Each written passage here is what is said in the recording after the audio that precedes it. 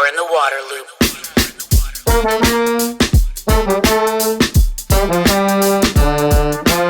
Waterloop.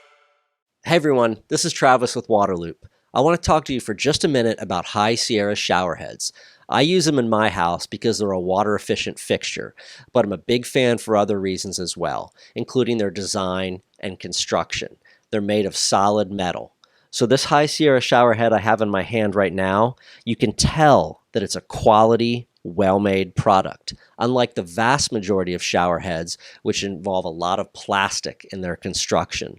And that's something we need less of, right? Less consumer products with plastic in them. The other awesome thing is their nozzle design. It's a unique patented nozzle that's not going to clog like so many other shower heads.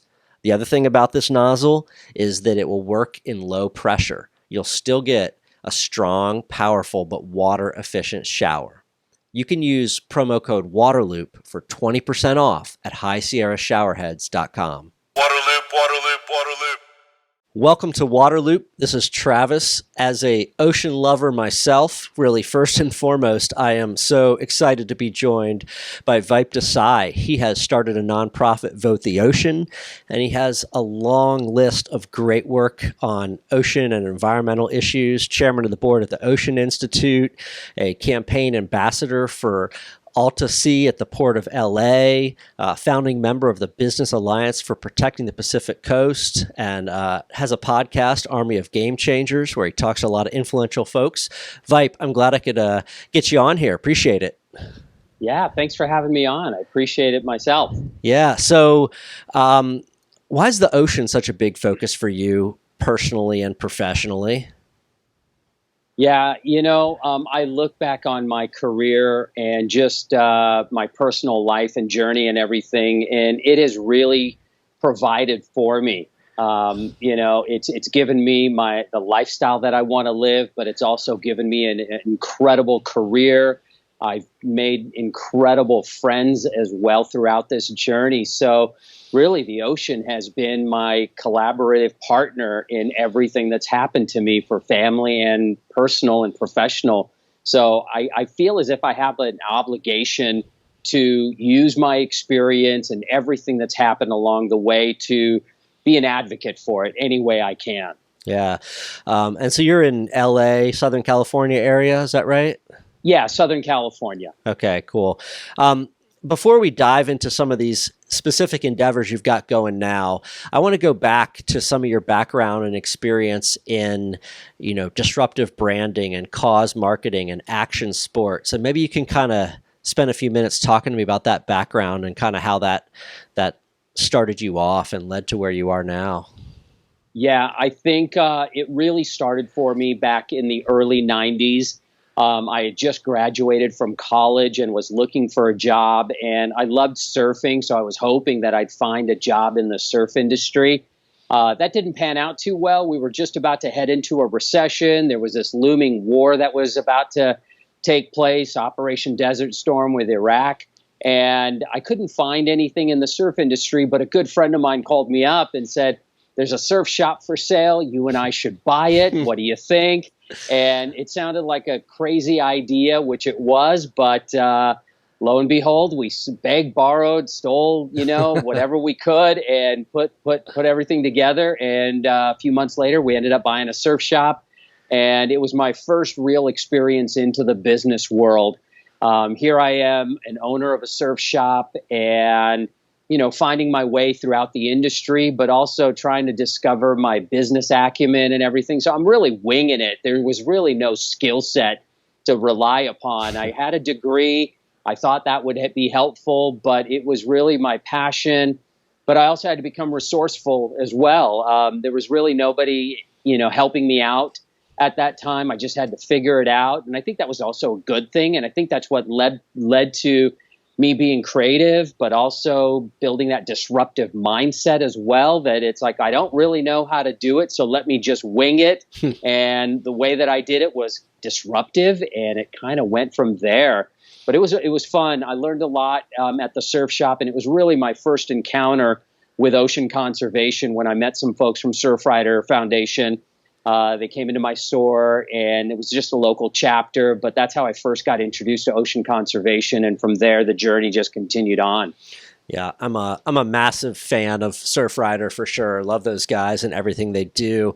I'm curious about, because this is where you've kind of think merged things together, is how you use that disruptive marketing approach, cause marketing, disruptive branding, kind of the whole action sports lifestyle, charging it, and feed that into like environmental causes. How does that work? Yeah.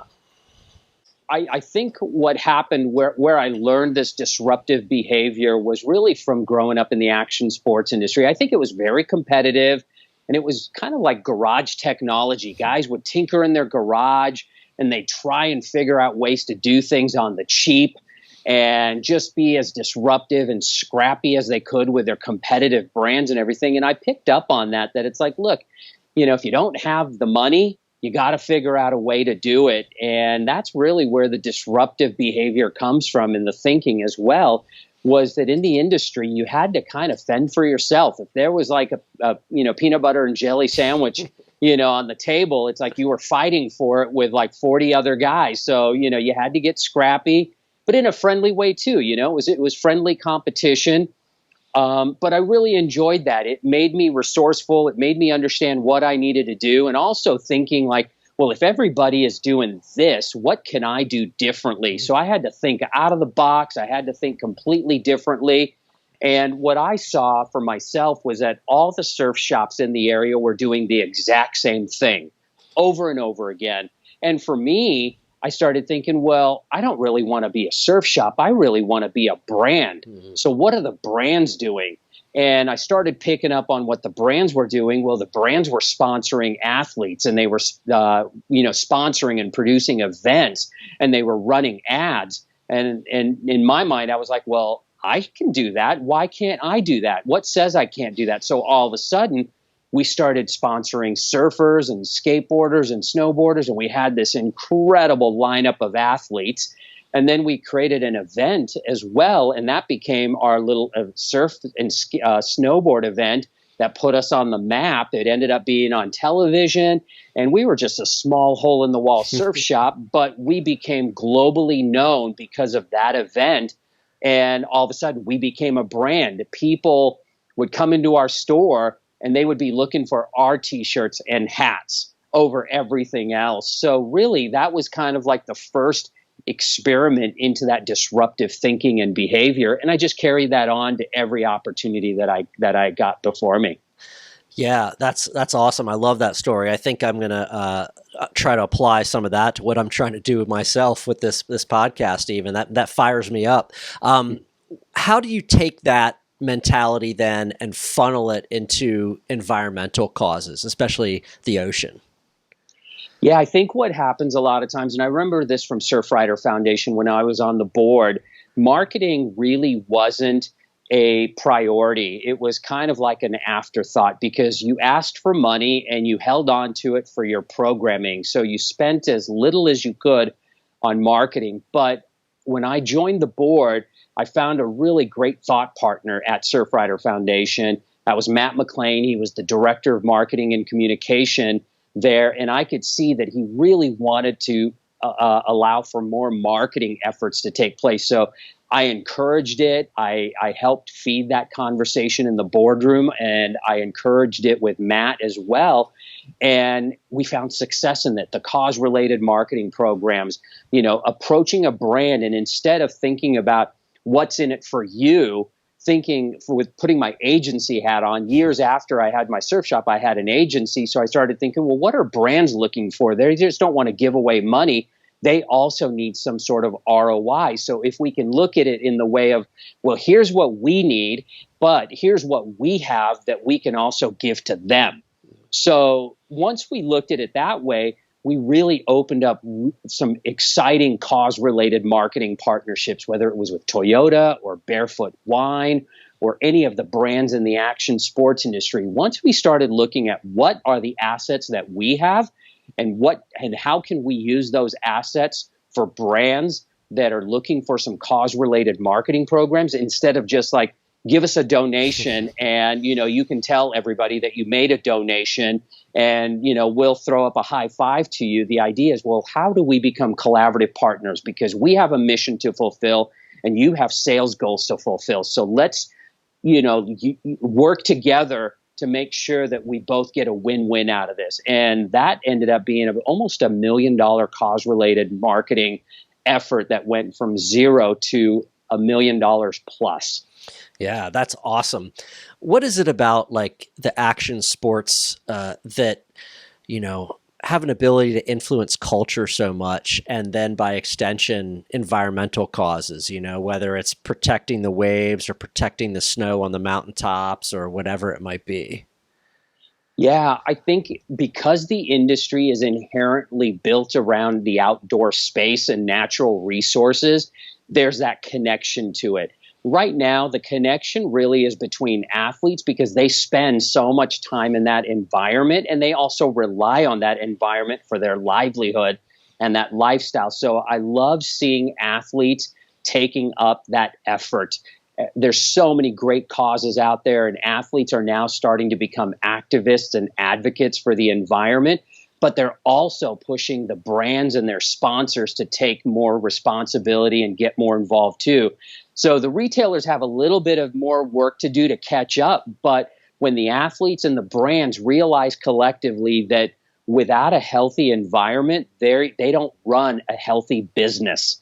So they've started to figure that out. And I think that's one thing that's important to connect, that it's not just protecting the environment, but it's also protecting our action sports economy, so to say, as well. So, I think that's now starting to take place. You protect our ocean. That means that people can recreate on the beach. That means that surf shops can sell items. People can come down to the beach, and all these other things take place. And it's a coastal community at the end of the day. And we've seen with oil spills what happens. As soon as there's an oil spill, it impacts the entire community. It affects small mom and pop businesses, regardless of if they're action sports related. It's coffee shops, it's restaurants, it's hotels, everything. But it also affects jobs. And I think whenever we can tie it back to the economy and jobs, it takes on a much more serious tone. Yeah, that makes a ton of sense. Absolutely. I've noticed, in the past couple of years, even like the World Surf League has kind of really pushed their pure thing, right? Where they're really doing the environmental piece there. And kind of the ski snowboard community has that protect our winters environmental push. So you definitely see this stuff really moving to the forefront. Let's get political here a little bit. Dive into the politics. My favorite subject. Yeah, it's interesting with you, because you have you're the action sports guy, been involved in all these big brands and marketing. But then I saw a video of you, testifying in front of Congress with your suit. You looked good. So straddling these very different worlds, right? Talk about Vote the Ocean. Yeah, look, VoteTheOcean was something that I created several years ago for another nonprofit that I was working with and on the board of, called Ocean Champions.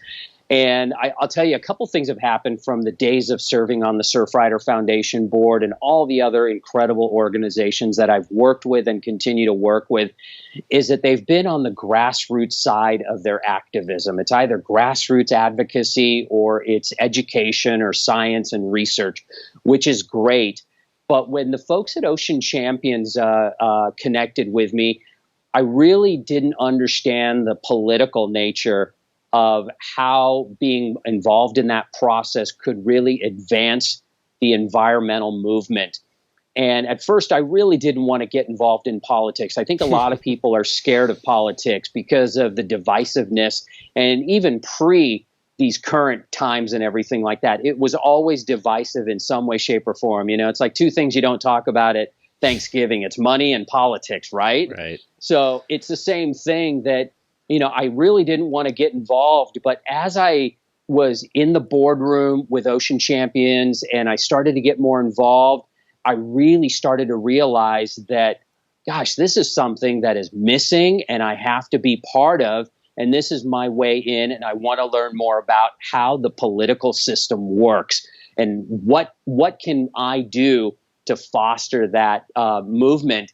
And, one of the things that I had heard along the way from my friends at Ocean Champions was that the environmental movement as a whole has really been not as effective as it could be. And one of the reasons why is that if you look at the perfect system out there, and unfortunately it's an ugly one, but if you look at the NRA, it is very effective. And the environmental movement and the ocean conservation movement doesn't have an NRA. So the NRA has a 501c3 arm to it, and it also has the political arm, which is the C4. So when you have the voters and the grassroots advocacy side, but you also have it connected to the political side where you can have an effect on the federal level with the electoral side and endorsing members of Congress, you're now able to craft policy. Okay, and that's one thing that was always problematic with the ocean conservation movement. There was these splintered groups working on grassroots advocacy, and that's great. They were doing incredible work, the research, the scientists and everything, but really there was no group focused on politics, and that's where Ocean Champions came in. They were a C4. We helped to elect over 100 people into the House and the Senate, that now these grassroots advocacy groups could go to members up on the Hill and say, here are the types of policy that we would like to put forward. So that's when you started to see some of these policy conversations take shape, because there were people up there that were elected because of folks that cared about the ocean. So I look at real advocacy in the ocean space being a multi-pronged effort. It has to have the grassroots advocacy side. It has to have the political side connected to it, but it also has to have the business community involved too. It's a three-legged stool. And when all three of those things are in alignment, we can be a very powerful group. Makes a ton of sense. So Vote the Ocean, that's your focus, is really advancing candidates that have favorable ocean policy, or then getting to people that are already elected and saying, here's what we want for the ocean? No, that's not ours. Okay. With Vote the Ocean, we are a 501c3, so we are a standard nonprofit. We can't get involved in political work.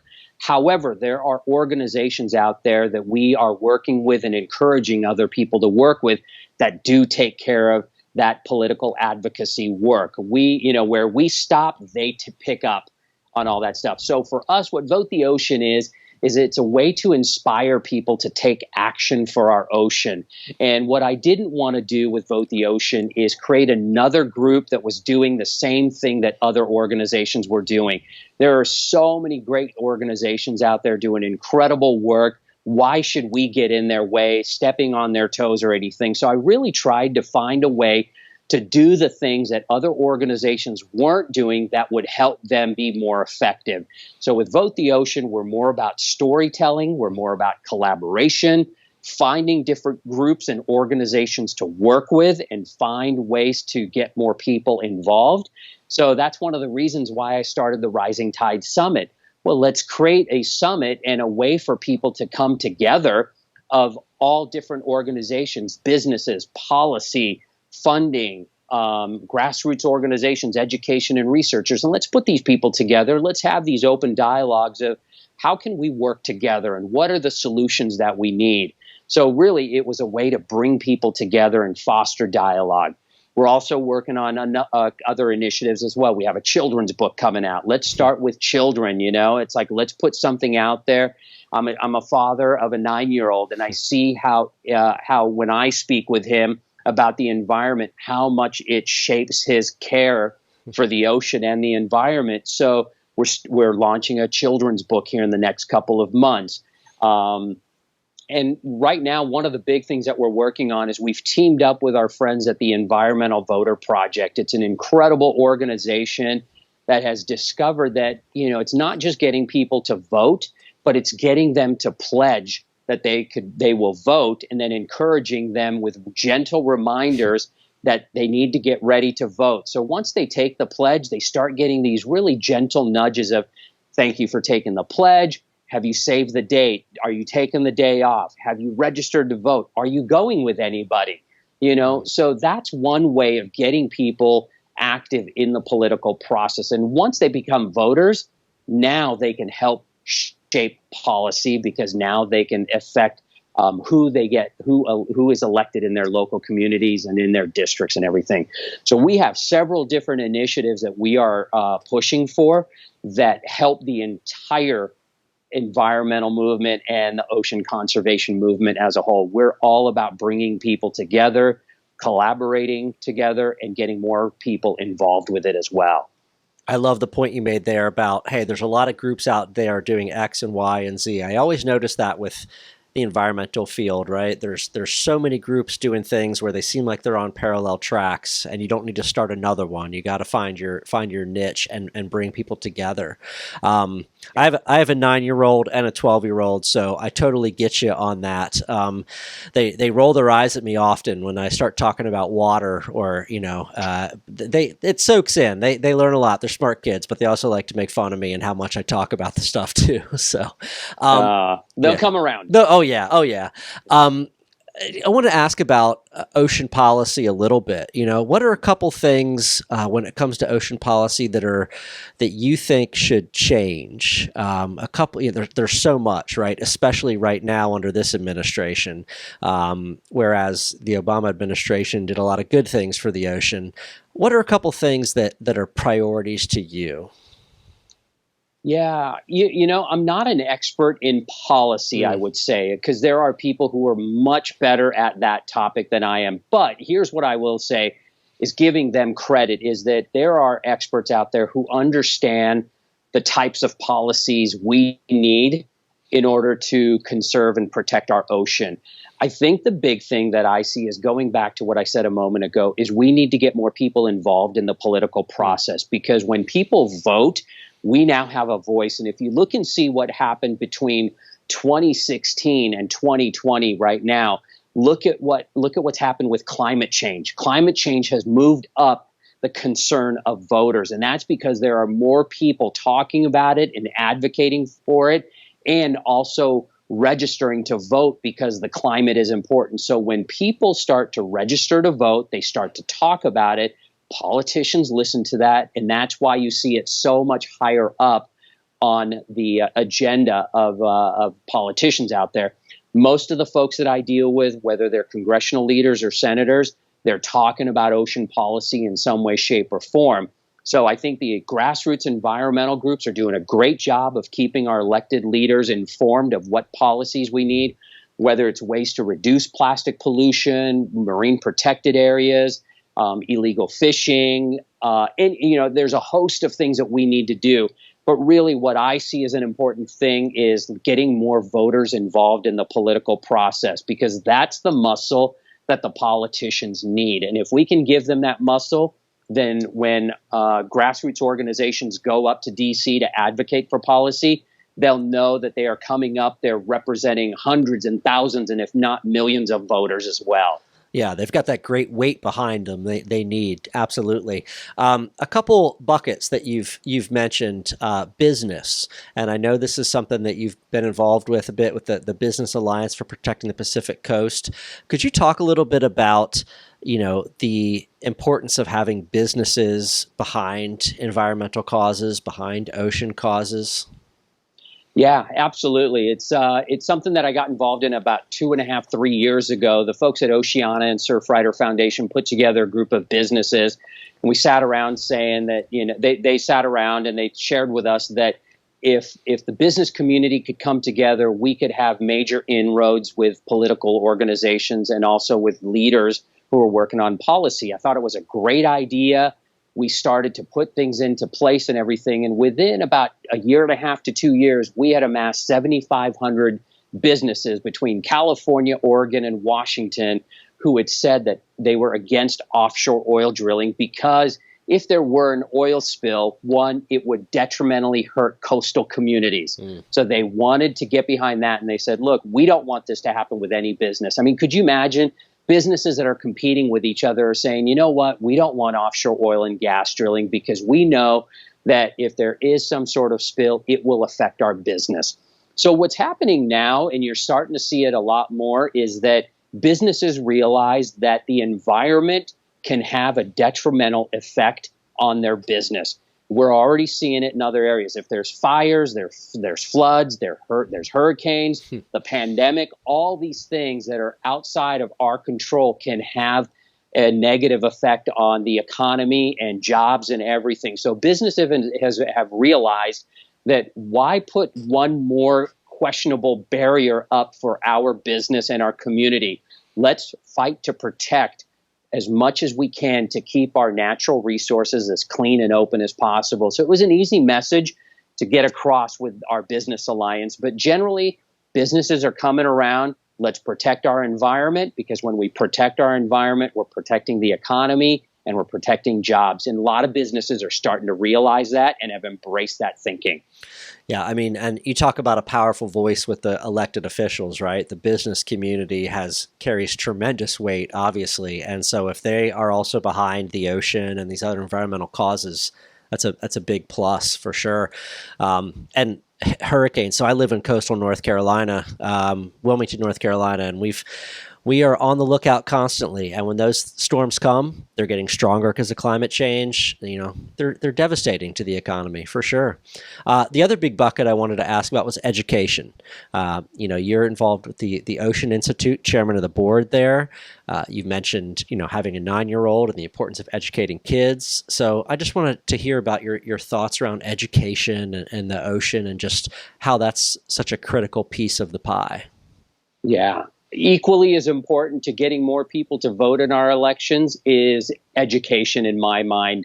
I look at my own story growing up. I was a kid that grew up in inner city LA, away from the ocean.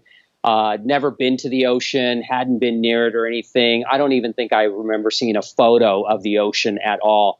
But I lived in a pretty tough community where things could go wrong at any moment. But a school oceanography field trip put me on a boat and introduced me to the ocean in elementary school. And that moment stuck with me. It really just blew my mind, and it really opened up everything, like a whole new world to me. And it inspired me. I kept drawing images of what I saw at the beach and the ocean that day. And funny thing is that as the story continues, is that my parents saw that, you know, I was getting this affinity for the ocean, and I kept asking them to take me to the beach. But because they couldn't swim and they didn't want to go to the beach, you know, they thought the next best thing would be to take me to the movies to go see the movie Jaws. And, you know, that had an absolute negative effect. I never wanted to go back in the ocean again. I mean, for me, I thought there was just cute little things in the ocean. And what is this shark doing in there that can eat a boat and eat people? So I was scared to death of ever going back in the ocean. But look, you know, I think, you know, I had an opportunity to get back into the groove of things. And unfortunately, one of the things that happened at my school was there was a school shooting. And that prompted my parents to make a move. And we moved closer to the beach. And I made a whole new slew of friends and everything. And the new group of friends that I made were all getting into surfing. And they invited me to join in. And once again, I reconnected with the ocean from that first moment of putting my foot in the water. And from that point on, I was hooked. So when I think about education and the importance about it, is that we have to get more children to understand what the ocean is, how important it is to not only our life, even though you don't live anywhere near it. You know, we have to help children understand how important the environment is, how important the ocean is. And for me, as many children as we can introduce to that, if we can be their first on-ramp at the Ocean Institute, as we have been in the past, pre-COVID-19, we were welcoming about 120,000 children to the Ocean Institute annually. Majority of those children were inner city children who had never laid eyes on the ocean. So we are their first introduction to it. So I look at us as being an on-ramp, okay? And that on-ramp should continue that journey for these children at every opportunity they can get. If they want to become a marine biologist, we don't want it to stop at any point. We want that journey to continue. If they want to become an oceanographer or an entrepreneur and they saw something at the ocean that inspired them to start a business, to, you know, want to fund initiatives or protect it or something, we want that inspiration to come out of us at the Ocean Institute. So that's why I look at education as a big thing. The children's book, anytime we can get kids together, have this conversation around the ocean, I think it's a win-win. Yeah, I love so many of the different things you said there. Definitely let me know when that children's book comes out. I'd love to take a look at that. For me, I remember a middle school field trip where they took us to the Chesapeake Bay actually, and they took us out at night on like a moonlit canoe ride through this waterway, and there was like birds and the moon and the cattails, and it was like a transformative moment for me with just like the water. And I went on later in my life to work on the Chesapeake Bay restoration and all that stuff. So, those 120,000 kids that have never been to the ocean, so many of them. That's a beautiful thing, and you are changing lives with that. That's good stuff. Got to get some of them on surfboards, right? Absolutely. That'll really take it off. Yeah. Vipe, I appreciate the time a ton. So many great things going on. So much to follow up on here in the future. But yeah, I appreciate it so much. No, thanks for inviting me to share my experience and everything that I've gone through. I hope people out there find value in it. For sure. Thanks a lot. Okay. Thanks. Take care. Waterloop, Waterloop, Waterloop. The Waterloop podcast is brought to you by High Sierra Showerheads, the smart and stylish way to save water, energy, and money while enjoying a powerful shower. Use promo code Waterloop for 20% off at highsierrashowerheads.com. You're in the Waterloop.